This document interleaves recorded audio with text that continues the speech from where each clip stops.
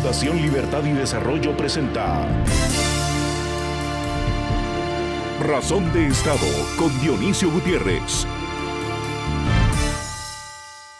Desde la fundación del mundo, los habitantes del planeta hemos dado pasos para construir una visión global común, interconectada, unificada. A pesar de todo, somos todos miembros de la misma especie, con las mismas necesidades, con los mismos sueños y ambiciones. A pesar de las guerras, los tiranos y los negacionistas, a pesar de los ciclos de retroceso, cierre de fronteras y guerras comerciales, a pesar de cualquier cosa, el mundo imparable se mueve hacia la aldea global. Por unas o por otras, a las malas o a las buenas, estamos todos cada día más comunicados, mezclados y relacionados. Si bien es cierto que las religiones universales y los imperios nos fueron globalizando a través de los siglos, es el dinero, sí, el dinero, en especial el dólar, el gran seductor, que por unas o por otras han hecho del mundo, aunque sea de contrabando, un mercado global. Gente con diferentes credos e ideologías usamos el mismo dinero y consumimos más o menos las mismas cosas, ¿o no? Ahora bien, la realidad hoy es que estamos pasando por un ciclo de desglobalización, reducción del comercio mundial y proteccionismo económico, y esto puede traer peligros graves de corto plazo. Sin embargo, como todo en la vida, este ciclo también pasará. En 50 años, por inercia, gravedad y demografía, Estados Unidos estará gobernado por sus minorías y Europa será más musulmana y africana que europea. Si la geografía es el telón de fondo de la historia de la humanidad y el desarrollo de las naciones, y si es cierto que las montañas de América Latina han servido de supuestos muros de contención que protegen las culturas indígenas, escondieron a las guerrillas marxistas y sirven de cuevas para los carteles de la droga, también lo es que a medida que la degradación política se multiplica, el mundo se hace cada día más ingobernable. Estos son los verdaderos desafíos del mundo de hoy. Me parece inmoral y hasta cobarde afirmar o defender que la geografía, el entorno socioeconómico o las características étnicas determinan nuestras vidas y la dirección de las corrientes migratorias. Las naciones no son entes concretos como sí lo son los individuos que las constituyen. Lo primordial, lo fundamental, el origen de la creación es el individuo, es su libertad individual y la responsabilidad con que la lleva. Esto es lo que construye especies duraderas y civilizaciones exitosas. La clave está en que aprendamos a vivir juntos, los distintos, con respeto, en libertad. La globalización ha sido un motor de crecimiento y desarrollo en los últimos 80 años, pero en los últimos 15 ha retrocedido, poniendo en riesgo los beneficios de una economía mundial altamente interconectada. La revolución industrial del siglo XIX estuvo acompañada de un proceso de globalización liderada por Inglaterra, que finalizó con el inicio de la Primera Guerra Mundial. La Gran Depresión de los años 30, junto con la Segunda Guerra Mundial, terminaron de sepultar cualquier intento de globalización. Fue hasta 1945, con el liderazgo de Estados Unidos, que se inició el proceso de globalización más exitoso de la historia de la humanidad. Cuando finalizó la Segunda Guerra Mundial, el comercio internacional representaba tan solo el 10% del Producto Interno Bruto Mundial. En 1981 alcanzó el 39% y en 2008 llegó al 61.1%. Sin embargo, la gran recesión de 2008 marcó el inicio del proceso de desglobalización en que estamos, con una reducción del comercio mundial como proporción del Producto Interno Bruto, llegando al punto más bajo en 2020. Entre 2021 y 2022 se experimentó un aumento temporal, pero en 2023 y 2024 regresó la tendencia a la baja. Estados Unidos, el principal promotor de la globalización en el siglo XX, redujo aranceles desde los años 50, lo que motivó a otros países a seguir su ejemplo. Sin embargo, a partir de 2017 inició una guerra comercial con China e impuso algunos aranceles a Europa, aduciendo condiciones injustas en el comercio internacional. El presidente electo de ese país ha anunciado su intención de poner un 10% de aranceles a todas las importaciones de Europa. El inicio de la guerra en Ucrania trajo consigo severas sanciones de los países occidentales a Rusia, lo que ha provocado que el mundo se esté dividiendo entre el eje occidental, liderado por Estados Unidos, y el eje autocrático, liderado por China. Esto implicaría una mayor desconexión comercial y financiera entre ambos ejes, profundizando la desglobalización y haciendo del mundo una tierra de regiones distantes y divididas. El auge del discurso de soberanías y nacionalismos en diversas partes del mundo ha contribuido a cuestionar la legitimidad de las instituciones internacionales que fueron fundamento de la globalización. El Brexit, decidido por el pueblo británico en 2016 y ejecutado en 2020, también fue un duro golpe para la globalización. Quien fuera el líder de aquella proeza global en el siglo XIX, declinó su participación en la Unión Europea, la integración económica más exitosa de la historia. América Latina se subió a la ola de la globalización durante los años 90, lo que le permitió empezar a integrarse a la economía global para reducir sus niveles de pobreza. Sin embargo, hoy, la región navega en medio del conflicto entre Occidente y el eje chino-ruso-iraní, al mismo tiempo en que muchas empresas occidentales están dejando China para reubicarse en países cercanos a Estados Unidos. Vivimos un ciclo en el que América Latina debe ser cuidadosa para identificar sus oportunidades. La globalización permitió incrementar los ingresos y reducir la pobreza en todo el planeta. Occidente debe retomar el entusiasmo por el libre mercado y utilizarlo como el arma más eficiente para luchar contra el autoritarismo, las guerras y la paralización económica, para seguir siendo el pedestal de la libertad.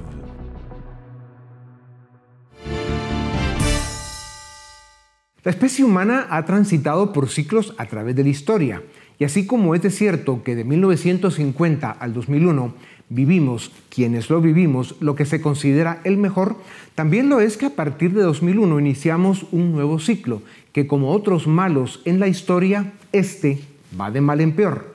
Inició con los ataques terroristas en 2001, le siguió la gran recesión en 2008.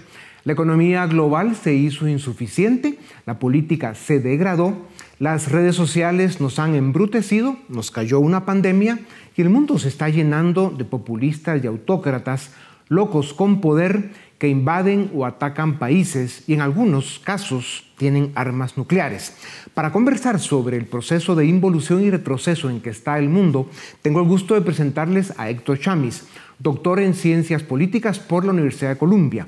Es profesor del centro político más potente en la Universidad de Georgetown en Washington y ha sido autoridad en algunas de las universidades más importantes del hemisferio occidental.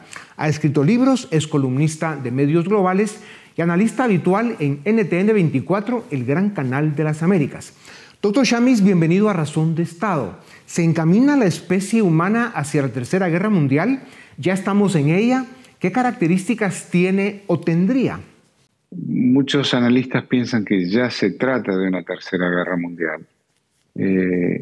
No solo por las múltiples guerras, sino porque hay una que es sistémica europea y que las guerras mundiales siempre han sido europeas.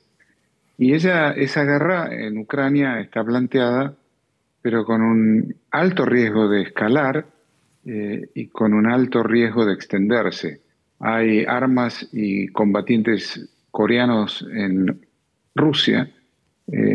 La hipótesis es que pueden ingresar en territorio ucraniano y el presidente Biden dijo que en ese caso Ucrania tiene entera libertad para el uso de armas americanas, que hasta ahora no la ha tenido. Por el otro lado, la situación de Georgia ha sido muy grave, un fraude electoral porque Georgia estaba en juego el ingreso a la Unión Europea, que Rusia ha intentado y ha en principio logrado bloquear. Es verdad, yo siempre lo veo como una especie de tragedia de la posguerra fría. Cuando terminó la Guerra Fría, optimismo, y no duró demasiado. La historia nos cuenta que cuando la economía no alcanza, los países se van a la guerra. A partir de 2008, el comercio mundial se viene reduciendo respecto al Producto Bruto Mundial. La última vez que sucedió esto fue antes de la Primera Guerra Mundial. ¿Tiene solución la encrucijada en que está el mundo y cuál es? Sobre todo cuando el motor del crecimiento económico, el motor del dinamismo en las economías de hoy es la economía del conocimiento. Y cerrar las economías, la desglobalización, estanca la transmisión de conocimiento y por lo tanto estanca el crecimiento económico. ¿Tiene solución? Lamentablemente la solución es vivir con la globalización porque es un fenómeno, como el nombre lo indica, global, y nadie tiene la capacidad por sí solo, ni siquiera Estados Unidos, la primera potencia, de detener ese proceso que es autogestionado y autodeterminado. Claro, autodeterminado por el individuo, ¿no? Que se sigue moviendo. Exacto. Mientras siga con algún grado de libertad. Héctor, la globalización inició a mediados del siglo XIX y cuando se debilitó nos llevó a la Primera Guerra Mundial. Aquel ciclo fue liderado por Inglaterra. A partir de 1945 fue Estados Unidos quien lideró el nuevo ciclo de globalización. ¿El proceso de desglobalización se debe a que Estados Unidos dejó de apoyar el libre mercado global? ¿Podría ser China quien lidere un nuevo proceso de globalización? ¿Y qué características tendría? Bueno, esa es una vieja tensión en la historia de Estados Unidos, la tensión entre el multilateralismo y el unilateralismo. Y las propuestas que hoy se escuchan son hacia el unilateralismo también, en cuyo caso va a sufrir el espacio multilateral que es esencial para regular y normar el comercio internacional, y eso redunda en el crecimiento del comercio y efectivamente hoy desacelerado. Claro. ¿Cómo queda América Latina en este juego geopolítico en el que además de búsqueda de recursos y riqueza, las potencias, sobre todo las oscuras, buscan dominar e imponer? La globalización benefició a muchos países en vías de desarrollo, pero en algunos países avanzados se dio el proceso de desindustrialización, debido a que las empresas mudaron sus fábricas a países que tuvieron menos costos de mano de obra y demás. ¿Cómo lo ves? El problema que veo en América Latina es el deterioro institucional de nuestra región, en general. La democracia ha subsistido, pero el deterioro de las instituciones, de las normas, las reglas, las instituciones que regulan, ha sido notable. Y eso es lo otro, o sea, el crecimiento económico va de la mano de la globalización, pero la globalización va de la mano de instituciones que generen credibilidad y que reduzcan el riesgo del inversor. Y nosotros no hemos reducido el riesgo del inversor porque no tenemos instituciones robustas, desgraciadamente. Ya. La migración, aunque estemos en un ciclo de desglobalización, continuará, como ya lo decías. Es más, cuanto más malos sean los gobiernos de América Latina y hay otras partes del mundo, y hay unos cuantos que son muy malos, más gente encontrará la forma de emigrar a Estados Unidos o Europa. ¿Cómo enfrentará el migrante el drama de los movimientos políticos antimigración? Bueno, y donde además el migrante de América Latina lo hace por necesidad económica y por necesidad de supervivencia, dado el crimen organizado, que expulsa ciudadanos y ciudadanas de los países de las Américas.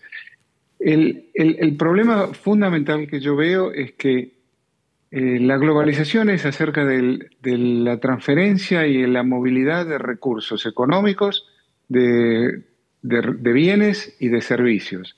Y ahora hay una nueva realidad, que es la movilidad del factor empleo, del factor trabajo, por su cuenta, de manera autónoma y espontánea. Y el mundo no está preparado, el sistema internacional no tiene instituciones para enfrentar ese problema y resolverlo, normando y regulando esa nueva tendencia masiva. Doctor Chamis, tienes que seguir dando muchas clases. La especie humana está en un momento de gran necesidad de información veraz, luz y dirección. Gracias por tu tiempo. Economistas, sociólogos y antropólogos coinciden en que la especie humana es, en general, social, migrante y promiscua. Tiene gran sentido de supervivencia y cuando quiere algo, trabaja para lograrlo. Esto explica de alguna manera la globalización, la cual no se puede negar ha dado a los habitantes del planeta, a sus economías, gran escala, evolución y bienestar. No es perfecta y si bien hizo más ricos a los países grandes, hoy les está produciendo fuertes dolores de cabeza. En parlamentos y senados se debaten hoy el control a la migración, imposición de aranceles a la importación y otras medidas que indicarían que el mundo está en un proceso de desglobalización.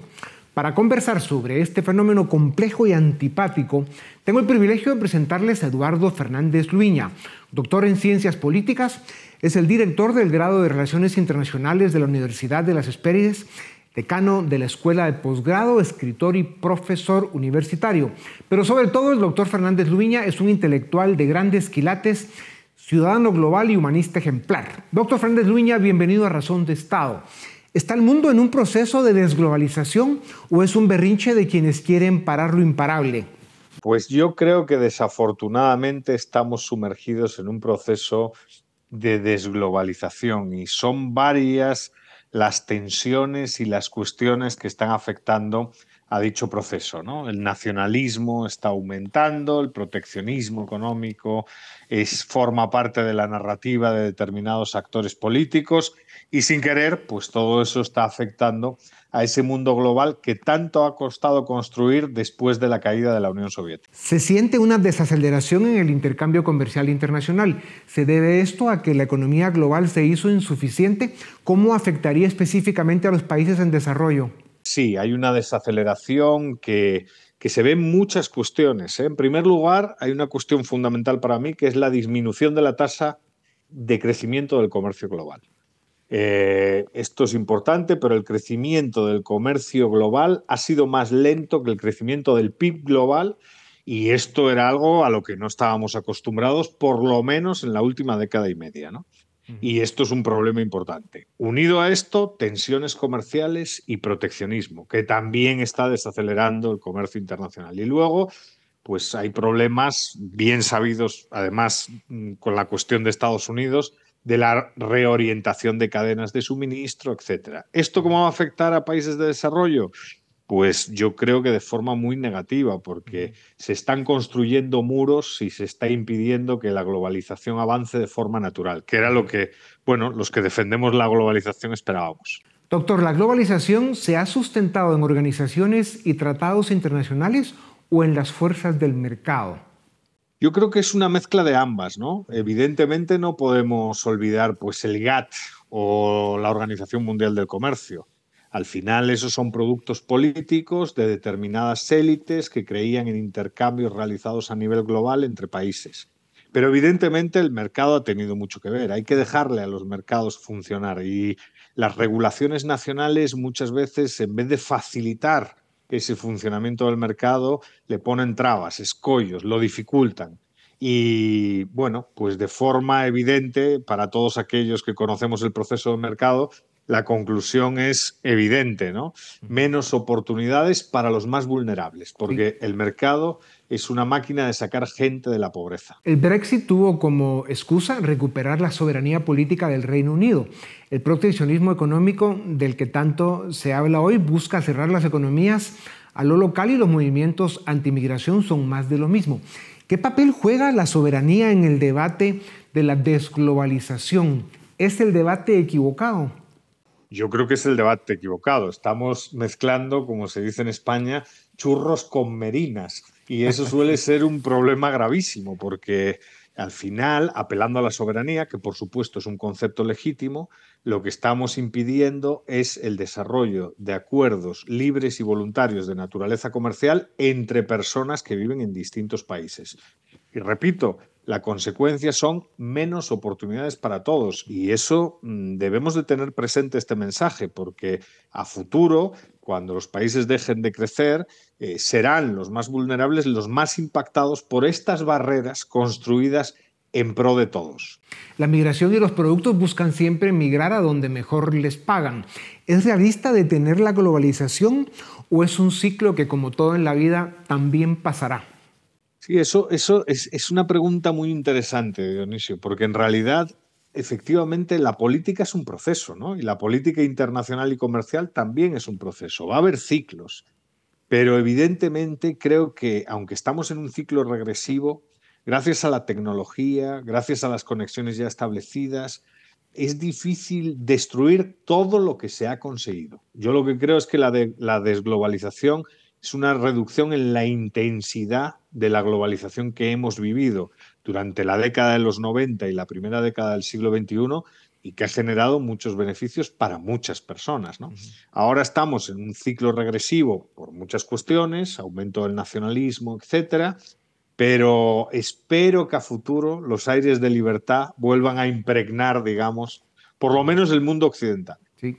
Los líderes populistas y autoritarios presentan la globalización como una amenaza a la soberanía y a la economía de los países que maltratan.